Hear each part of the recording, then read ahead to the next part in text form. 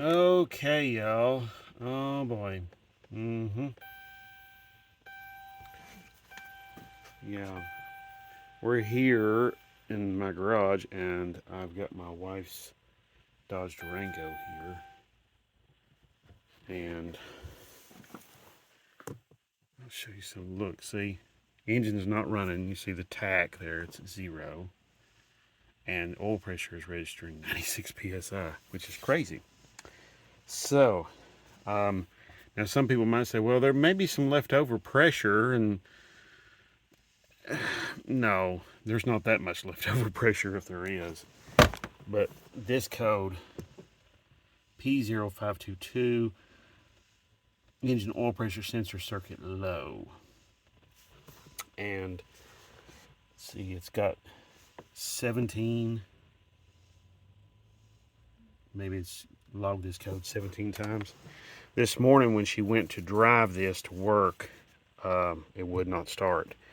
I went and I cleared the codes out, and it started up and ran. And listen to this.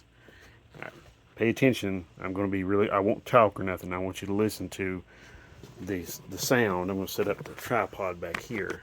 You'll hear the sound of, should hear the sound of the fuel pump working. I'll tell you what, I'll just put you down here on the floor so you can get a real good listen, because the fuel tank's just right under here.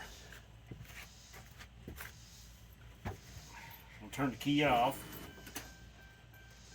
I'm going to turn the key on. Listen. You hear all that? That's the sound of the fuel pump priming, getting ready to pump. So, that's the sound we weren't hearing this morning. Right now, everything's working. But with that fuel pressure being like it is, it's got me, that fuel pressure reading being like it is, that's got me a little bit concerned that something else here is screwed up. And I've been doing quite a bit of like checking and reading up as much as I can, and there is a fuel pressure sending unit or sensor that is underneath all of this intake, the upper and lower intake manifold.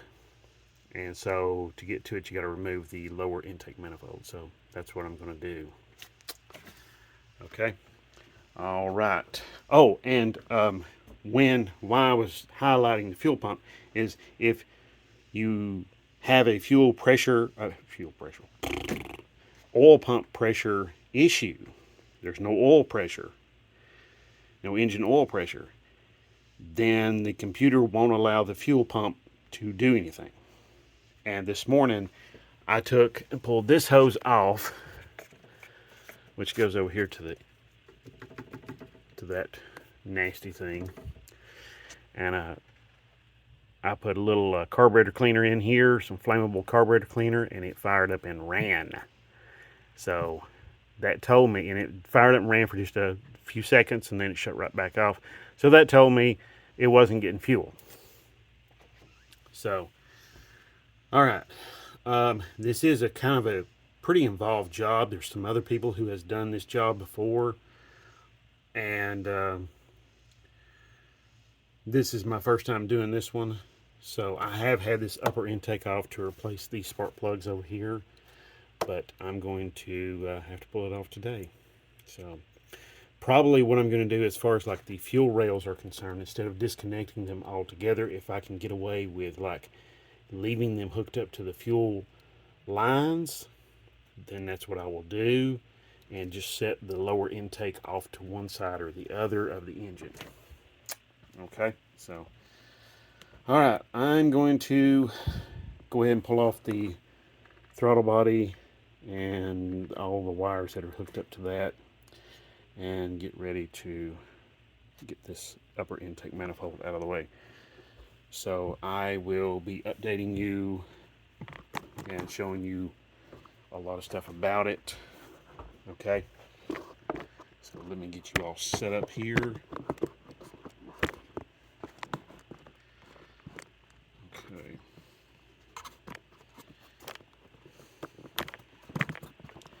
Alright, I think that's going to be relatively stable, and I think you'll be relatively out of the way. I will bring the camera in here and let you see more, but these bolts, I believe, are 8mm, and I think they're 8mm on the throttle body as well. Let me see. Let me get a screwdriver. I'll be right back. Okay, I'm back, and I'm going to go ahead and get that thing taken loose. And there we go. All right. Just use a little small flat tip screwdriver. Nothing real crazy or super sophisticated. Now yours may have these red locks on on a lot of your connections. If you still have those on there, okay, that's great. You know, here's one over here. You know, that's one style. There's one back there on that connector back there, and there's one here.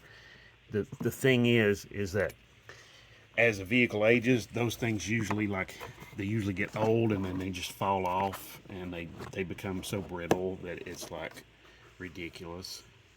So that's what usually happens. They just fall off and fall away, and they become so brittle you can't like reuse them. So anyway, all right, 8mm.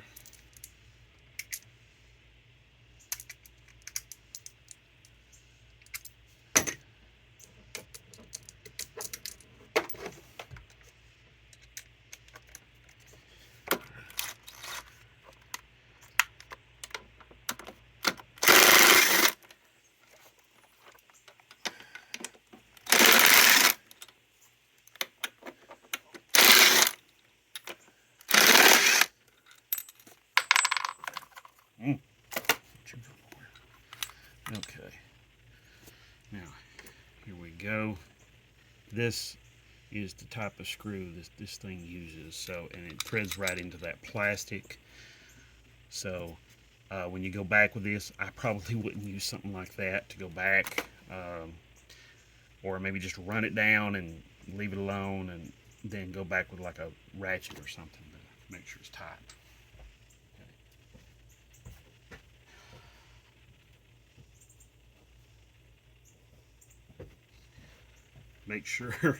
Make sure you're putting stuff like where you can keep track of everything. I'm going to put the throttle body right up there with its bolts. Okay. Speaking of keeping track of stuff, I'm going to go get a container to put any of my hardware in. I'll be right back. Okay, y'all. I'm taking the bolts out of the upper intake manifold.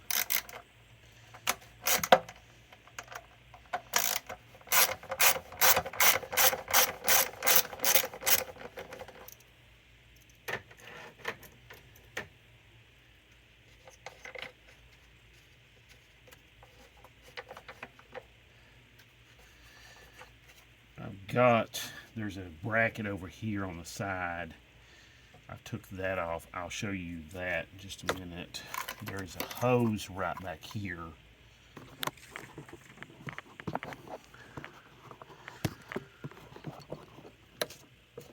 You see this nipple right there. There's that hose hooks up to it. It's just a vacuum hose. Okay. So I've got that loose. There's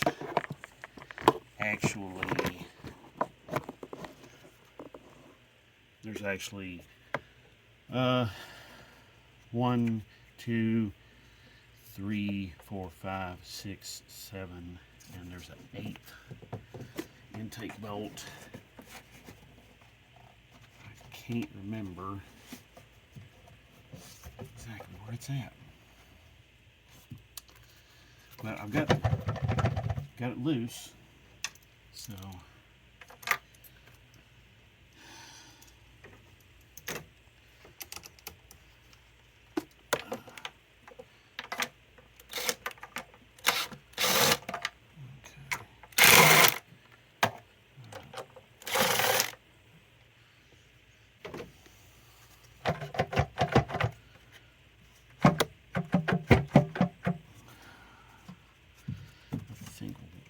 this one, yeah, that one. I've got to work on that one a little bit because it's not as high. It's not unthreaded all the way. These are that same style of bolt that I showed you on the throttle body.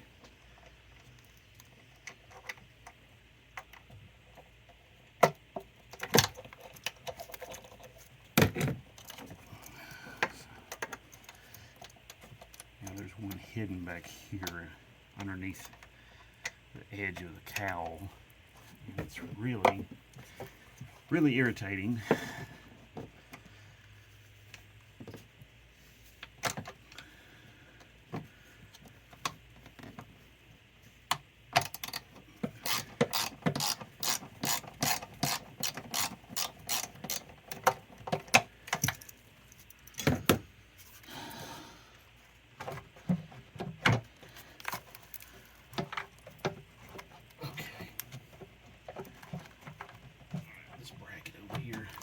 Go ahead and show you that bracket. It's really a pain in the butt. Wish they just put bolts in that, but they put a stud in it. It's this one right here. There's a 10mm bolt on that. Sorry, nut. Now I got to take it out. I think it's another 10mm. I've got to take or loosen the bracket up. I think it's another 10mm, maybe 12mm bolt or nut. Get that loose and then it should be free to come on off. So anyway, so let me go get a wrench and I'll be right back. Okay, so I got that bracket loosened up. Just got it pivoted out of the way.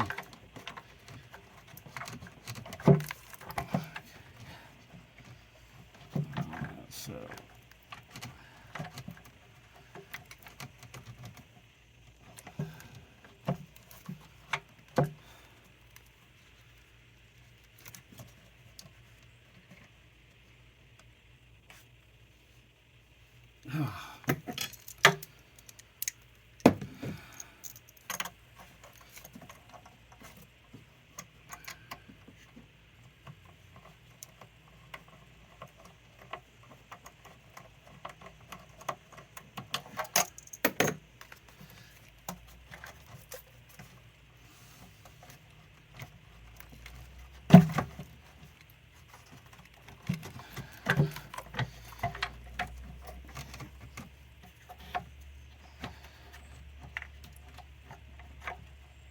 these bolts, I'm trying to get them to come up and kind of stay in place.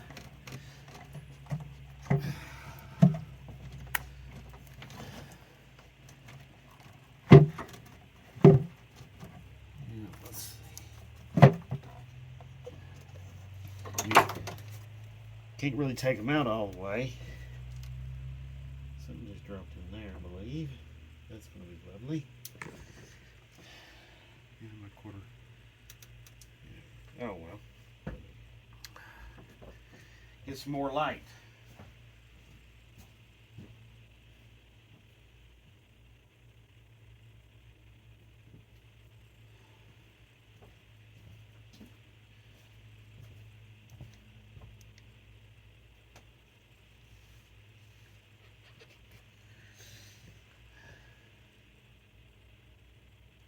Oh, yeah, I see what dropped in there.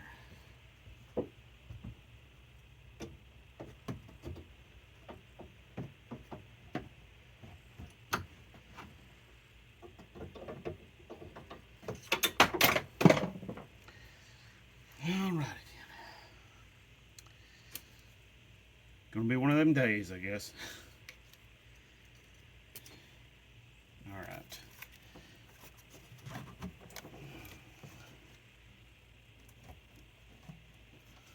Okay, I see what's kind of holding me up here.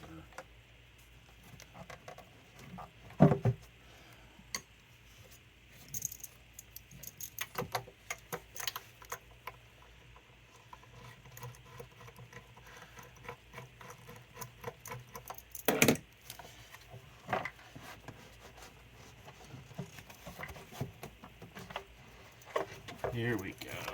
Yeah, there we go. Okay, now don't go, when you're doing this, don't go just rip the intake out of here, because there's a couple of hoses that you have to, on the back here, that you have to disconnect and hook back up. Yeah, see there's a vacuum hose back here, crankcase breather hose. You got to be really careful about too. Sorry, not a crankcase breather hose. I was looking at the crankcase breather hose. There is a vacuum hose back here. You got to be careful about. It's pretty good size. It's hard to miss once you get it up like this here.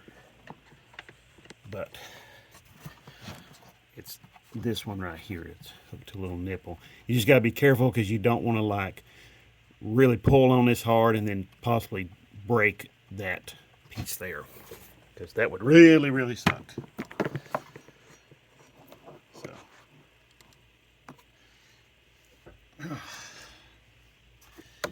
So I'm gonna get my pliers and I'm gonna get that off real quick.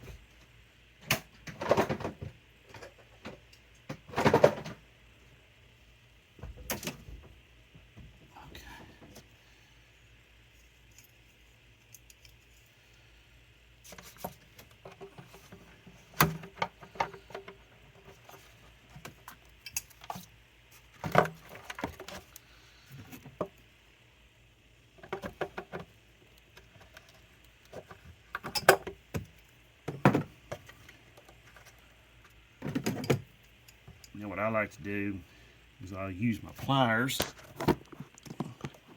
like this, and I will work that hose loose. Just work it back and forth. Got to be careful, you know. Sometimes you can't always use that trick. You know, sometimes you can, sometimes you can't. So it's just something you got to be aware of. All right, so this can get out of the way. I do see some mice activity, but I don't know if it's recent. Could be recent, could be ancient. I don't know. So, set that over here, get that out of the way.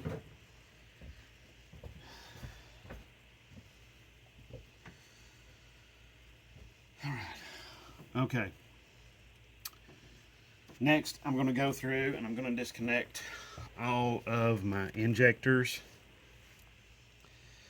and get them all disconnected. So, I have to fish out my little screwdriver. It fell down there in between the grill and the radiator. So, I'll be right back. Okay, got my little screwdriver back out. And maybe I can get one of these loose and not break it. Maybe, maybe not.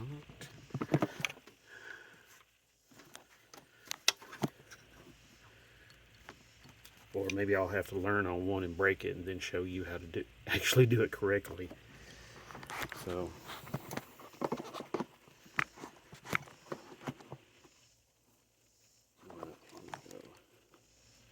I know that's not the best angle, but I had to get right here where the camera was at.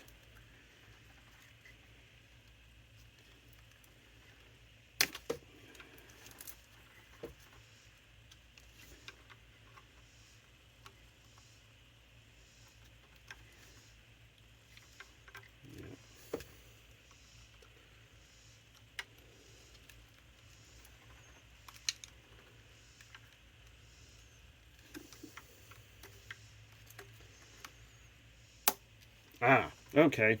All right. Well, that's simple. Okay. All you do is you just pull up on this. That's all you do. Okay. Then you can pinch the that part with your thumb and pull this right straight off. So there you go. Not a big deal. Now that I know what to do. Okay. So I'm going to do the rest of them. Hopefully I can get them. Let's see if I can give you all some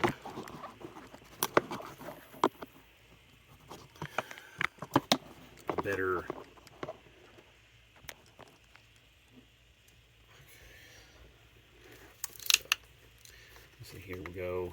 that guy right there. Might be better too for me to use like a larger screwdriver to be pulling up on this. I think I'm going to.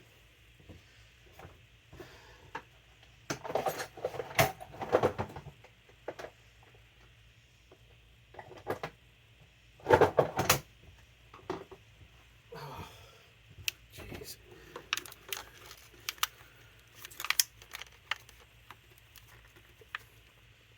Ooh. Boy, oh, there we go.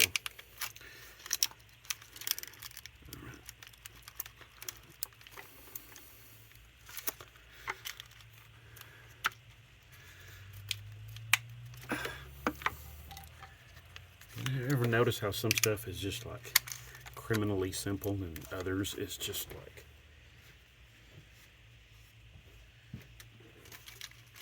insane how difficult it can be? Although these injector wires have never been off this injector ever since we've owned it. Now we've had this thing since like 40,000 miles. Oh, this is on a 2012 Dodge Durango V6 3.6 liter, for those of you who haven't already figured that out. If I didn't already say it. I wasn't sure if I said it or not. So it helps if you do kind of this prying motion on the red clips. There we go. All right. Also too, I'm kind of looking for any signs of like where a mouse might have been in here having a field day, you know what I'm saying? So there's like, yeah, okay, I had to get that wire holder up out of the way. Okay, oh, that one's so much nicer than some of these others. Whew. So here we go. I'll probably just use wire cutters on that and just pry it out of there. Which I'll show you how to do that right now. Some of y'all, some of this stuff is old hat. You know it. You've done it hundreds of times before. You know, you're kind of like me. You've been down that road. Some of y'all, it isn't. You see what I'm doing here with my wire cutters? I'm not cutting that that little piece there. I'm just prying it out of there. I know they make tools specifically for that, but I just got to get that wire harness kind of out of the way, kind of, you know, just a little bit. Yeah, see, that's. Now I'm probably going to take my vacuum cleaner, come in here and vacuum some of these leaves and some of this other debris up. And, I've got a new oil pressure sending unit. It's in a bag over here on the floor. I went to O'Reilly's and got it. I've had pretty good success with some of their other components, electronic components, so much better than, say, like Advanced Auto Parts or something like that. So, all right. So, you know how to get those loose, those injector wires loose. I'm not going to bore you anymore with this. I mean, the video is already at 24 minutes. So what I'm going to do is I'm going to probably stop this video. I'm going to make a part 2 and show you some more. All right, so I want to thank you all so much for tuning in and watching the video and seeing everything. I really appreciate it. I appreciate you all for the likes and the shares and the subscribes. Thank you so much. I've got to turn on that other fan. It's hot in here. Humidity is the name of the game here today, it looks like, in the weather. So anyway, thank you so much, and God bless.